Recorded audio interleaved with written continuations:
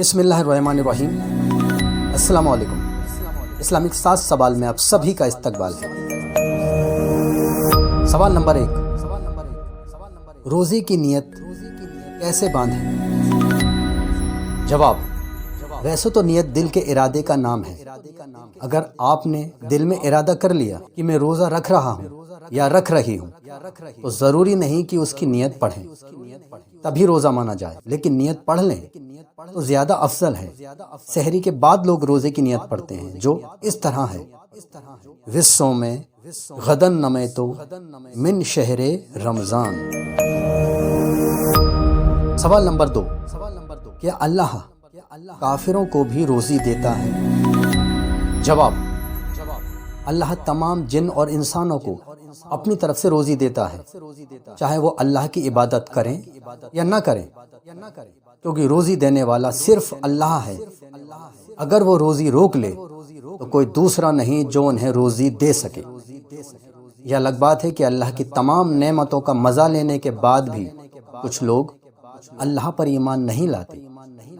اللہ نے قرآن کی سورہ ملک میں ارشاد فرمایا، جس کا ترجمہ یعنی میننگز ہے: یا وہ کون سا تمہارا لشکر ہے کہ رحمان کے مقابل تمہاری مدد کرے، کافر نہیں مگر دھوکے میں؟ یا کون سا ایسا ہے جو تمہیں روزی دے اگر وہ اپنی روزی روک لے، بلکہ وہ سرکش اور نفرت میں ڈھیٹ بنے ہوئے ہیں۔ سوال نمبر 3، روزے میں بھول سے کھا لینے پر روزہ ٹوٹتا ہے یا نہیں؟ اگر آپ آگے بھی اسی طرح کے سوالوں کے جواب چاہتے ہیں تو چینل کو سبسکرائب کر لیجیے اور ویڈیو کو شیئر کر دیجیے تاکہ اور بھی مسلمان بھائی بہنوں تک یہ جانکاری پہنچ سکے۔ شکریہ۔ جواب، روزے میں کئی بار ایسا ہوتا ہے کہ یہ خیال ہی نہیں رہتا کہ ہمارا روزہ ہے اور بھول سے کچھ کھا لیا جاتا ہے۔ اس کے لیے ہم آپ کو بتا دیں کہ بھول سے کھانے پر روزہ نہیں ٹوٹتا، لیکن جیسے ہی یاد آ جائے فوراً رک جائیں اور کلی کریں۔ اگر کسی دوسرے روزہ دار پر کھاتے ہوئے نظر پڑ جائے تو اس کے بارے میں لکھا ہے کہ اگر وہ جوان اور طاقتور ہے تو بہتر ہے کہ اسی وقت ٹوک دیا جائے، لیکن اگر کوئی کمزور یا بوڑھا ہے تو جب وہ کھانے سے فارغ ہو جائے تب اسے ٹوکیں، کیونکہ بھول سے روزہ دار کے کھانے کا مطلب ہے کہ اللہ خود اسے کھلانا چاہتا ہے۔ لیکن یاد رکھیں، بھول سے کھانے کا مطلب بھول سے کھانا ہی ہوتا ہے۔ اگر ذہن میں روزے کی یاد ہے اور اس کے باوجود کچھ کھا لیا تو روزہ ٹوٹ جائے گا اور لگاتار 60 روزے رکھنے کا کفارہ بھی لازم ہوگا۔ سوال نمبر 4، کون سی آیت پڑھنے سے عمر لمبی ہو جاتی ہے؟ جواب، اللہ نے قرآن کی سورہ ہود میں فرمایا، اور یہ ہے کہ اپنے رب سے معافی مانگو پھر اس کی طرف توبہ کرو، تمہیں بہت اچھا برتنا یعنی فائدہ دے گا۔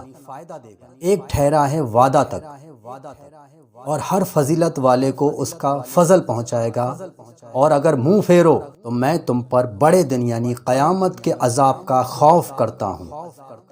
اس آیت سے معلوم ہوا کہ اخلاص کے ساتھ توبہ و استغفار کرنا عمر اور رزق میں برکت کے لیے بہترین عمل ہے۔ سوال نمبر 5، کسی کا روزہ افطار کرانے پر کتنا ثواب ملتا ہے؟ جواب، اگر رمضان کے مہینے میں کسی روزہ دار کا روزہ افطار کرایا جائے تو اللہ اسے بھی روزہ رکھنے کے برابر کا ہی ثواب دیتا ہے، اور اچھی بات یہ ہے کہ روزہ دار کے ثواب میں بھی کوئی کمی نہیں کی جاتی۔ سوال نمبر 6، اعتکاف کیا ہوتا ہے جو رمضان کے مہینے میں کیا جاتا ہے؟ جواب، اعتکاف رمضان کے آخری 10 دنوں میں کی جانے والی عبادت کو کہتے ہیں جو مسجد کے اندر ہی کی جاتی ہے، جس میں اعتکاف کرنے والا شخص دنیا سے کٹ کر صرف اللہ کی عبادت میں مصروف رہتا ہے، اور اعتکاف کے ذریعے اسے شب قدر کی رات بھی آسانی سے مل جاتی ہے جو 1000 راتوں سے بھی افضل ہے۔ اعتکاف کے لیے اگر پورے محلے میں سے صرف ایک شخص بھی اعتکاف میں بیٹھ جائے تمام محلے والوں کی مصیبتیں ٹل جاتی ہیں، ورنہ سب کے سب گنہگار ہوں گے۔ سوال نمبر 7، کیا اللہ پر ایمان لائے بنا مر جانے والوں کو اللہ معاف کر سکتا ہے؟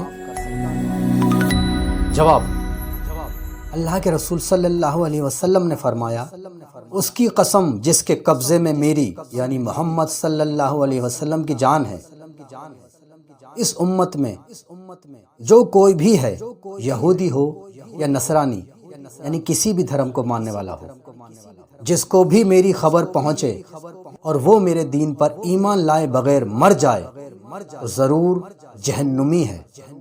یہ حدیث ہمیں بتاتی ہے کہ اللہ نے انسان اور جن کو اپنی عبادت کے لیے پیدا کیا، لیکن جب کوئی انسان دنیا میں مصروف یعنی بزی ہو کر اللہ ہی کو بھول گیا اور اس پر ایمان نہیں لایا تو اس کی معافی کا سوال ہی پیدا نہیں ہوتا۔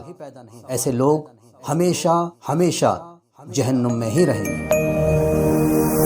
اللہ ہم سب مسلمانوں کے علم دین سیکھنے، سکھانے اور اس پہ عمل کرنے کی توفیق عطا فرمائے، آمین۔